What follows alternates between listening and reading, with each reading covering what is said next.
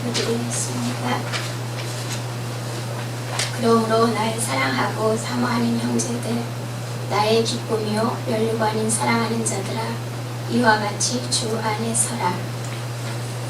만왕의 왕이신 여호와 하나님께 찬양과 영광을 드립니다. 모든 출입을 지켜주심에 한자리에 모여 찬양과 예배를 드림에 감사합니다. 주님이라 말하면서 스스로가 주인된 삶을 용서하여 주옵시며 주 안에 거하며 주님께 기쁨이 되는 저희들 되게 하여 주시옵소서. 세상에서 들려오는 소리에 흔들림 없이 치우치지 않는 하늘아버지의 자녀다운 저희 모두 되게 하옵시며 신령과 진정으로 드리는 예배의 시간이 되게 하여 주시옵소서. 이곳에 세우신 지성교회가 주님께 영광과 찬양을 드리며 생명의 길을 따르는 공동체가 되게 하여 주시옵소서. 말씀을 전하시는 목사님, 영육 강건 성령 충만하러 가여 주옵시며 저희 모두 아멘으로 화답하는 귀한 시간 되게 하여 주시옵소서. 감사드리며 앞으로의 모든 시간들을 주님께 온전히 의탁하오며 우리 예수 그리스도의 이름으로 기도드립니다. 아멘. 하늘에 계신 우리 아버지여, 이름이 거룩히 여김을 받으시오며 나라를 이루시며 주시는 것을 이루시옵소서. 그런 것을 이루어지고 너희를 이루어주시옵소서. 우리가 앞에 주시옵소서. 우리를 시험에 들지 마시고 나라와 권세와 영광이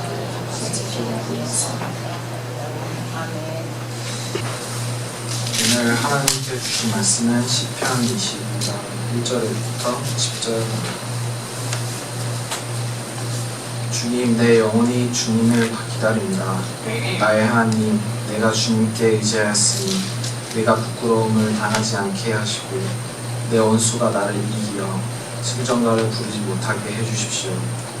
주님을 기다리는 사람은 수치를 당할 리 없지만 함부로 속이는 자는 수치를 당하고 말 것입니다. 주님, 주님의 길을 나에게 보여주시고 내가 마땅히 가야 할 그 길을 가르쳐 주십시오. 주님은 내 구원의 하나님이시니 주님의 진리로 나를 지도하시고 가르쳐 주십시오. 나는 종일 주님만을 기다립니다. 주님, 먼 옛날부터 변함없이 베푸셨던 주님의 긍휼하심과 한결같은 사랑을 기억하여 주십시오. 내가 젊은 시절에 지은 죄와 반역을 기억하지 마시고 주님의 자비로우심과 선하심으로 나를 기억하여 주십시오. 주님은 선하시고 올바를 씻어 죄인들이 돌이키고 걸어가야 할 올바른 길을 가르쳐 주신다. 겸손한 사람을 공의로 인도하시며 겸비한 사람에게는 당신의 뜻을 가르쳐 주신다. 주님의 언약과 계명을 지키는 사람을 진실한 사랑으로 인도하신다. 이는 하나님의 말씀입니다. 하나님 감사합니다. 우리 주님의 은총과 평화가 함께 하시기를 기원합니다. 우리는 주님의 순환과 죽으심을 기억하고 묵상하는 그 여정으로 들어갔습니다. 내일이 봄의 두 번째 절기인 우수예요. 비가 오는 봄비가 내리기 시작하는 그런 날인데요. 오늘 아침은 좀 날씨가 추웠습니다. 금요일 밤에 온 눈도 아직 녹지 않고 있고 고드름도 열려 있지만 봄비가 내리고 비가 이제 땅을 촉촉하게 적시면 땅이 물러지고 땅에서 새싹들이 돋아나는 그런 절기가 우리에게도 다가오는 것입니다. 이처럼 봄비가 내리는 것이 주님의 성령으로 우리 마음에도 내려서 우리 마음에도 딱딱한 땅들이 물러지고 그리고 주님의 그 복음의 씨앗들이 무럭무럭 자라날 수 있기를 기대해 봅니다. 지난주는 굉장히 좀 복잡한 주였습니다. 어떤 극단을 오가는 주라고나 할까요? 지난 주일 저녁에는 뭐가 있었죠? 슈퍼볼 경기가 있었습니다. 그러니까 세상의 모든 사람들이 좋아하는 스포츠 경기, 그 중에서도 미국 사람들이 가장 좋아하는 미식축구가 결승전이 있었죠. 그래서 그날은 뭐 그 슈퍼볼 중간중간에 하는 광고를 위해서 수백만 불의 광고비를 지불하고도 딱 한 번 하는 광고인데도 거기에 모든 광고주들이 올인을 합니다. 그래서 어떻게든지 그 많은 사람들이 그 광고를 보면서 물건을 사지 않을 수는 없게끔 그렇게 만드는 것이 슈퍼볼 광고의 그 특징이기도 하죠. 그리고 그날은 무언가 먹고 마시는 것들이 많이 팔리는 날입니다. 사람들이 모여서 중계를 같이 보다 보니까 무언가 풍성하게 먹고 마실 것들을 사놓고 즐기는 그런 일들이 많기 때문에 그렇습니다. 그리고 2월 14일은 무슨 날인지 아시죠? 발렌타인데이. 한국에서는 조금 이게 반대로 되지만 미국에서는 남성들이 여성들에게 꽃과 초콜릿, 달콤한 디저트를 선물하면서 선물도 주고 사랑을 고백하는 그런 날입니다. 굳이 젊은 사람들끼리만 그렇게 고백하는 게 아니라 나이 든 사람들도 얼마든지 사랑을 서로에게 고백하는 그런 날이기도 하죠. 그런데 그렇게 상업주의에 물든 그 모든 슈퍼볼이라든가 발렌타인데이의 그 요즘의 풍경 같은 것들을 뒤로 하고 그 반대쪽에 서 있는 날이 하나가 더 있었습니다. 그게 수요일의 재수요일 또는 성회수요일, 영어로는 애쉬 웬스데이라고 쓰여져 있는 그런 날이었습니다. 근데 이 날은 우리가 기독교의 전통에서 사순절기가 시작되는 날입니다.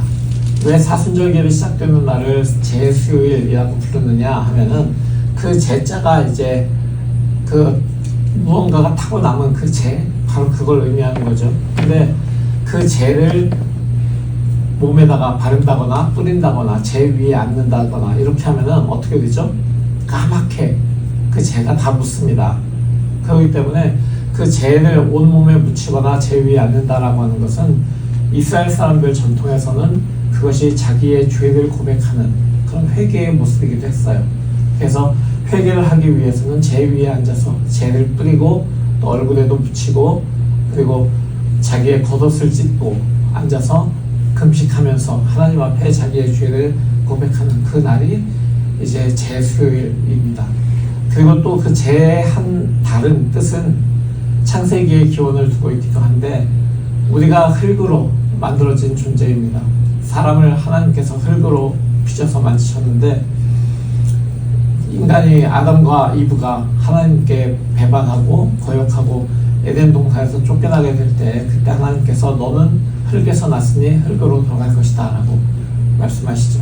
바로 그 재는 흙을 의미하기도 합니다. 그래서 우리가 재수요일이라고 한다면은 우리가 흙에서 흙으로 돌아가는 존재들, 그러니까 죽음을 생각하는 메멘토 모리라고 하는 그 유명한 경고처럼 죽음을 생각하는 그런 날이기도 합니다. 그래서 우리의 존재적인 그런 질문을 사람들에게 던지고 스스로에게 던지는 그런 날이에요. 그러니까 어떻게 보면 지난주는 굉장히 상업주의적으로 흥청망청하는 그런 날들과 자기의 죽음을 생각해보는, 나는 어떤 사람으로 세상을 떠나게 될 것인가, 죽음이 나에게 온다면 내가 지금 어떻게 할 수 있을까, 어떤 모습이 될까, 내 묘비명에는 어떤 그런 묘비명이 쓰여져 있을 수 있을까, 이런 것들을 한번 생각해보는, 그러면서 삶을 되돌아보는 날이기도 합니다. 이런 좀 양극단적인 한 주를 우리가 보내고 사순절 첫 번째 주일을 맞이했습니다. 우리가 이렇게 사순절기를 첫 번째 지내는 이 주일에 제가 한번 같이 나눠보고 싶었던 것은 기다린다라고 하는 것에 대해서 한번 나눠보고 싶었습니다. 우리가 무엇이든지 기다린다라고 하는 것은 물론 대림절기에도 기다리는 것이 우리에게도 있지만 사순절기를 통해서 우리의 구원을 기다리는 우리의 간절함을 담아서 한번 기다린다는 것에 대해서, 특히 주님을 기다리는 것에 대해서 생각해보고 싶었습니다. 지금 한국에서는 연기 인생이 60년이 넘는 그런 두 원로 배우가 주인공이 된 그런 연극이 한창 사람들의 주목을 받고 있습니다. 연기연생이 벌써 62년 정도 되셨다 그래요. 신구 선생님하고 그 다음에 그것보다 조금 한 1-2년 정도 좀 덜 연기 인생이 조금 짧은 박병영 선생님 두 분이 이제 고도를 기다리며라고 하는 사무엘 베케트의 그 연극을 주연을 맡아서 지금 연극 공연을 하고 있고 많은 사람들이 찬사를 보내고 있습니다. 사실 80세가 넘는 노령의 배우들이 하는 것도 참 놀라운 일인데 그분들이 이제 그 막판을 앞두고 인생의 막판에서도 그렇게 놀라운 공연을 해낼 수 있다고 하는 것이 사람들에게 감동을 주고 있는데, 그분들 주연뿐만이 아니라 아마 여러분들이 기억하실지 모르겠지만 박정자라고 하는 목소리가 굉장히 좋으신 여성 배우가 계세요. 그분이 그 고도를 기다리며의 조연으로 거기에서 한 노예 역할로, 이렇게 원래 남성 역할인데 이제 자기는 여성이지만 남성 역할도 할 수 있기 때문에 배우니까 가서 그렇게 노예 역할로 또 목에다 이렇게 줄 감고 끌려다니는 그런 조연으로 나오기도 합니다. 그러니까 도합하면은 연기 인생이 뭐 한 200~300년 정도는 훌쩍 넘는 그런 출연진들이 연극을 하고 있는 거죠. 고도를 기다리며라고 하는 이 연극은 어떤 두 사람이 북도변에 있는 한 나무 밑에서 고도라고 하는 그런 미지의 인물을 기다리고 있는 것에서 시작이 됩니다. 그들이 기다리면서 주고 나누는 대화는 정말 쓸데없는 하잘것없는 대화이고, 정말 동문서답을 넘어서는 아주 이상한 이야기들만 하고 있습니다. 근데 고도라고 하는 사람이 도대체 누구인지 언제 올지 알 수 없지만 그를 계속해서 기다립니다. 근데 그들은 연극이 끝날 때까지도 그가 나타나지 않자 연극 마무리에 이런 식으로 얘기를 해요. 내일도, 오늘 나무에다가 줄을 매가지고서 목이나 매서 죽을까 그랬는데 줄 안 가져왔네. 그러니까 내일쯤 줄을 준비했다가 고도가 오면은 죽지 말고 안 오면은 목을 매기로 하세요. 이러고서는 또 이제 연극이 마무리가 돼요. 근데 웃기는 게 그들이 그 다음에도 그 줄을 사용했을까 아닐까라는 그 생각을 해봅니다. 근데 줄 사용 안 했을 것 같아요. 저는 그냥 계속해서 그 다음날도 계속해서 동문서답 주고받으면서 했던 얘기 또 하고 또 하면서 고도가 언제 나올까 이러면서 기다리고 있을 것 같습니다. 사실 어떤 신비로와 같은 무언가를 기다린다라고 하는 그런 연극이기 때문에 그 연극을 통해서 사람들이 그냥 서로의 존재를 인정하고 무엇인가 그 사람이 올 때까지, 그 존재가 올 때까지 서로의 그냥 기다림을 격려하고 있는 그런 모습이 그 연극 속에서 보이는 것 같았습니다. 그래서 그 연극을 갖다가 보통 일반 사람들에게 보여주었을 때는 처음에는 이게 뭐야? 라고 했대요. 뭐 대사도 동문서답이고 기승전결이 없고 계속 기다린다는 얘기만 하고 있고 이러기 때문에 이게 뭐야? 라고 했는데, 그 연극을 교도소에 있는 장기 복역들이 있는 교도소에서 보여줬더니 정말 기립박수를 받았다 그래요. 그게 왜 그러냐면은 무언가 자신들의 일상과도 닮아있고, 그 사람들은 갇힌 상태에서 자기들을 돌아볼 시간이 많았는지 그들의 대화 속에서 무언가 그 기다린다고 하는 자신들의 그 마음과도 상통되는 게 있었기 때문에 그들이 기립박수를 했다고 합니다.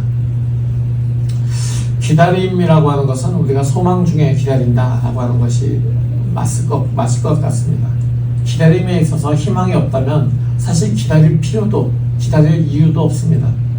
그렇기 때문에 무언가 그리워하고 간절히 기다리고 있는 사람은 어떻게 보면 행복한 사람이다 라고 이야기할 수 있을 것 같습니다. 여러분들은 무엇을 이 삶 속에서 기다리면서 사십니까? 어떤 날이 오기를 기다리십니까? 우리 그리스도인들은 다시 오실 주님을 기다리는 사람들이라고 우리는 이야기합니다. 십자가에 달려 돌아가시고 부활하신 예수께서 하늘로 올라가시면서 우리에게 내가 다시 올 때까지 너희들은 성령에 의지해서 세상의 복음을 전하면서 살아라 라고 그렇게 말씀해 주셨고, 우리는 지금 바로 그 시대를 살고 있습니다. 그냥 언젠가 오실까 고도를 기다리며 나오는 그 두 주인공처럼 그냥 하염없이 기다리는 것, 뭐 그냥 소망이 있겠어 라고 하면서 기다리는 것이 아니라 예수께서는 분명히 오신다라고 하는 그 확신을 가지고 기다리는 것이 바로 우리의 기다림입니다. 그분이 우리 마음속에, 우리들의 관계 속에, 우리의 삶 속에 어서 오시기를 기다리는 것이 우리의 마음입니다. 그래서 성경의 신약 맨 마지막에 마라나타 주 예수여 속히 오시옵소서라고 사도 요한이 기록했던 것도 역시 주 예수께서 속히 오실 것을 기다리는 그 마음으로 그가 그렇게 적었던 것입니다. 오늘 본문의 1절에 시인은 이렇게 기도합니다. 주님, 내 영혼이 주님을 기다립니다. 아마 시인의 시선은 그 주님이 오시는 길 어딘가로 향하고 있었을 것 같습니다.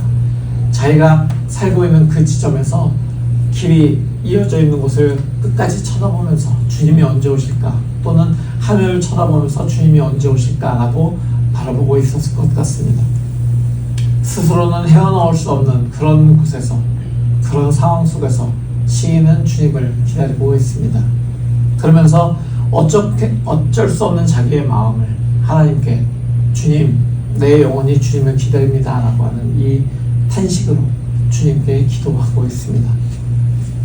사실 간절한 기도는 이런 것 같습니다. 주님, 내 영혼이 주를 기다립니다 라고 하는 미사여구가 아니라 길게 나열되고 있는 그런 기도가 아니라 딱 한 문장, 주님, 내 영혼이 주님을 기다립니다 라고 하는 이 문장이 가장 자신의 마음을 잘 대표해주는 그런 기도라고 생각이 됩니다. 바로 이런 기도가 주님이 원하시는 기도, 또 상한 마음으로 드리는 기도가 아닐까요? 시인은 이 시를 통해서 자기가 지었던 모든 죄들을 기억하면서 애통해하고 있습니다. 젊은 시절에 지은 죄, 그리고 반역으로 인해서 애통해하고 있습니다. 그 부끄러운 일들을 주님께서 기억하지 말아주시기를 기억하고 있습니다. 어떤 일이었는지 우리는 알 수 없지만 성서학자들에 의하면 다윗이 이 시를 지었다라고 이야기하면서 다윗이 젊은 시절에 지었던 여러 가지 죄악들, 우리아의 아내인 바스바를 취했던 사건들, 또한 계속해서 도망다니면서 자기 안에 가졌던 여러 가지 원망과 분노의 죄들, 이런 것들을 그가 주님께 용서해달라고 빌지 않았을까라고 학자들은 이야기합니다.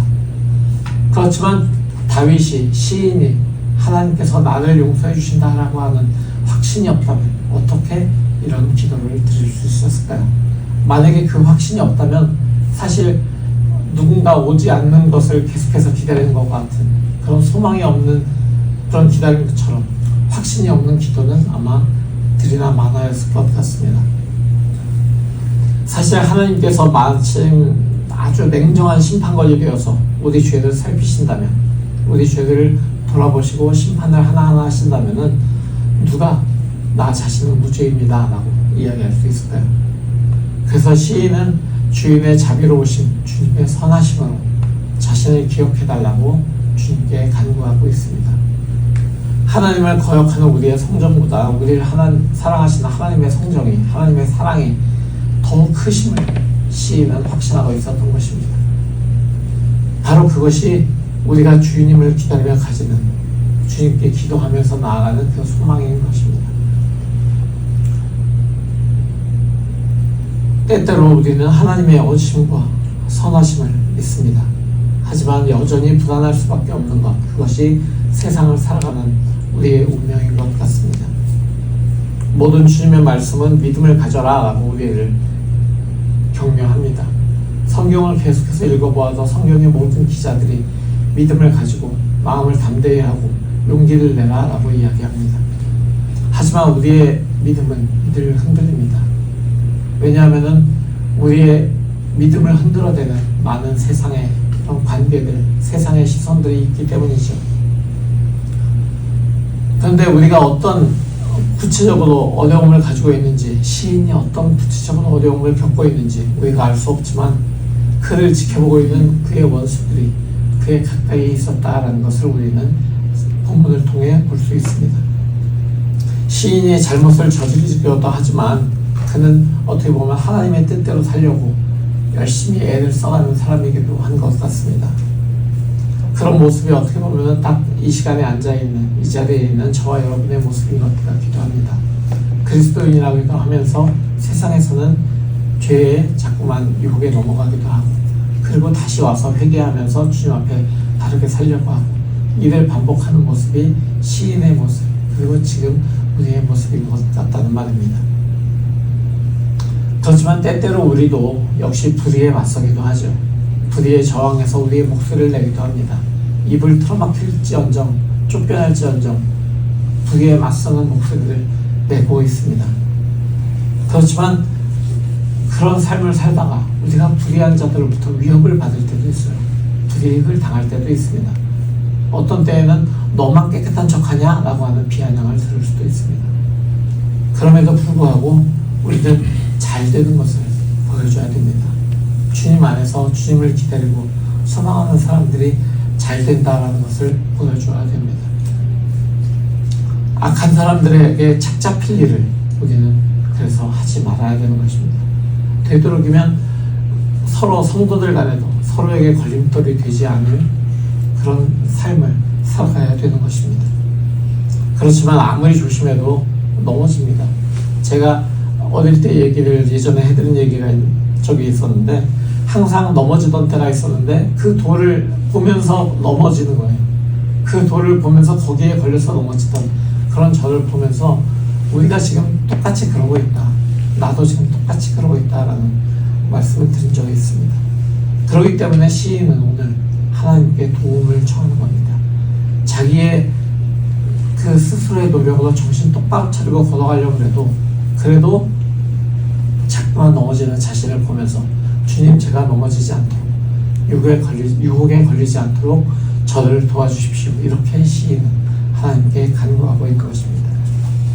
그러면서 자신의 기도가 응답되기를 기다리고 또 원수들은 어떻게 할까요? 시인의 기도가 응답되나 안 되나를 아마 지켜보고 있을 것 같습니다.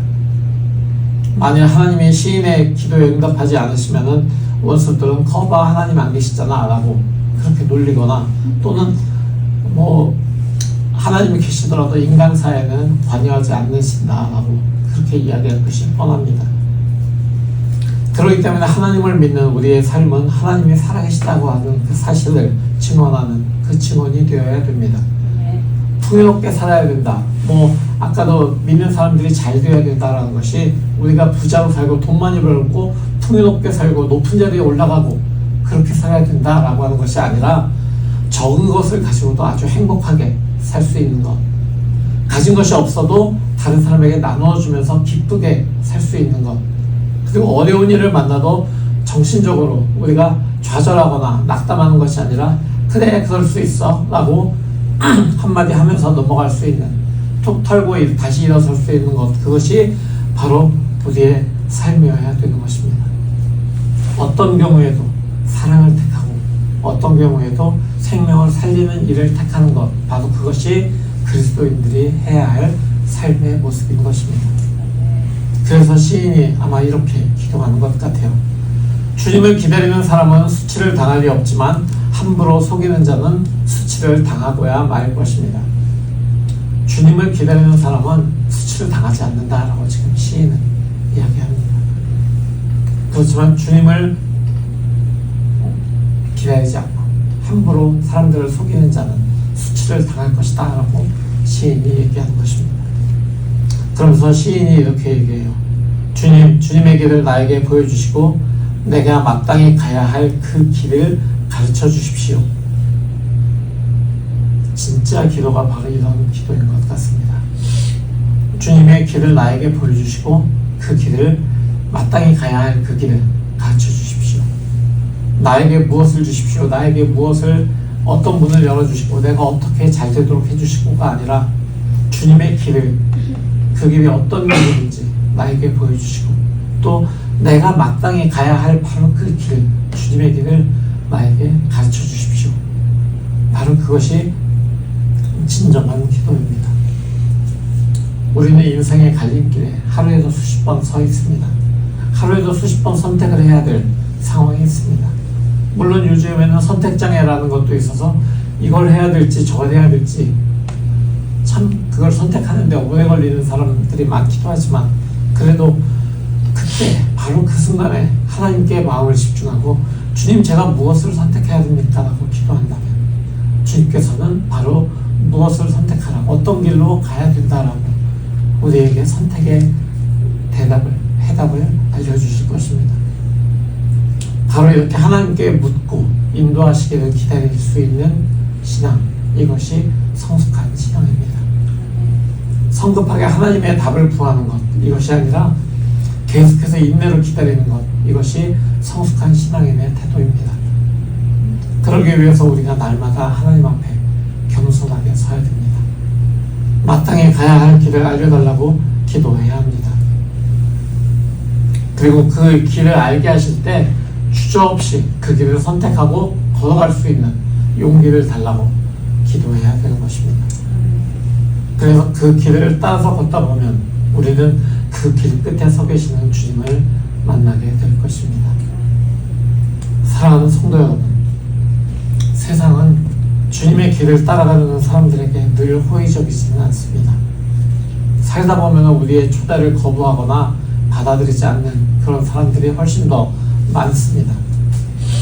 주님은 그러나 그런 일로 우리가 상심할 필요 없다라고 말씀하십니다. 억지로 할 수 있는 일은 없습니다. 한국 속담에도 말을 물가로 끌어가지만 물을 먹을 수는 없다라고 하지 않습니까? 하나님이 일을 하는 사람들은 결과에 따라서, 눈앞에 나타난 그 결과에 따라서 일희일비하지 않습니다. 많이 이루었다고 자랑할 것도 없고 나는 이룬 것이 없다라고 낙담하지도 않습니다. 그저 우리는 주님의 가신 그 길을 따라가면서 주님이 우리에게 주신 소망을 기다리면 되는 것입니다. 주님께서 십자가에서 이루신 그 구원을 기다리면서, 그리고 최후의 그 순간 주님께서 다시 이 세상에 오셔서 심판주로 오시면서 이루실 하나님 나라를 기다리면 되는 것입니다. 그러다 보면은 언젠가 우리의 삶에도 계속해서 열매가 맺히고 그 열매를 나눠줄 수 있는 그런 기회가 올 것이기 때문입니다. 사순절 순례 여정을 통해서 세상의 아픈 것들을 고쳐주고, 그리고 하나님 나라가 가까이 왔음을 사람들에게 삶으로 입증해서 보여주는 그런 우리 모두의 삶이 되기를 살아계신 예수 그리스도의 이름으로 축원합니다. 아멘. 오늘 이 말씀을 가지고 우리는 이렇게 기도하기로 합니다. 주님, 내 영혼이 주님을 의지합니다. 나의 하나님, 내가 주님께 의지하였으니 내가 부끄러움을 당하지 않게 하시고 내 원수가 나를 이겨 승전각을 부르지 못하게 해주십시오.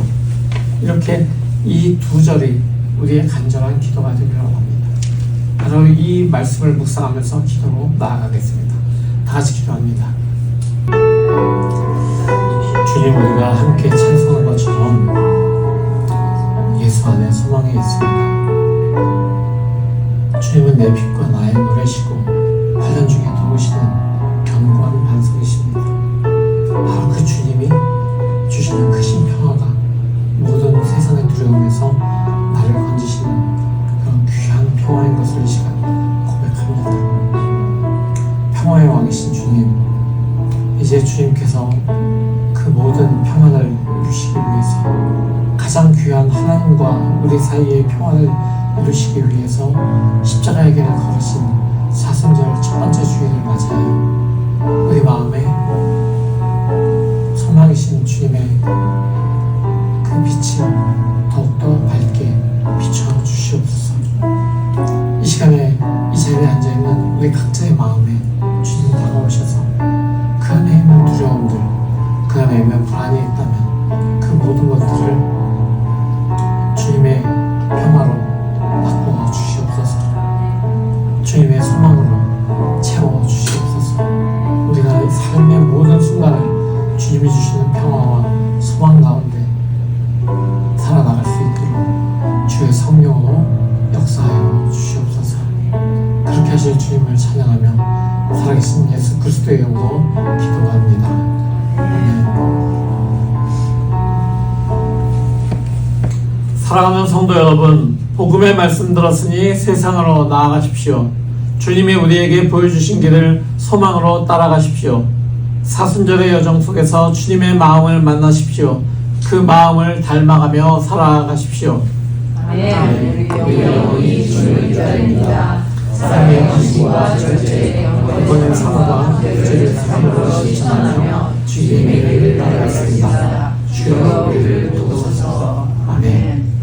이제는 우리 주 예수 그리스도의 무한하신 은혜와 아버지 하나님의 지극하신 사랑하심과 성령 하나님의 내주하시고 역사하심이 이제 주님을 소망 가운데 기다리고 주님의 평화를 기다리는 귀한 주님의 자녀들 머리머리 위에, 그들의 가정과 학업과 그들이 하는 모든 일과 관계 속에 영원히 함께 하시기를 간절히 축원하옵나이다. 아멘.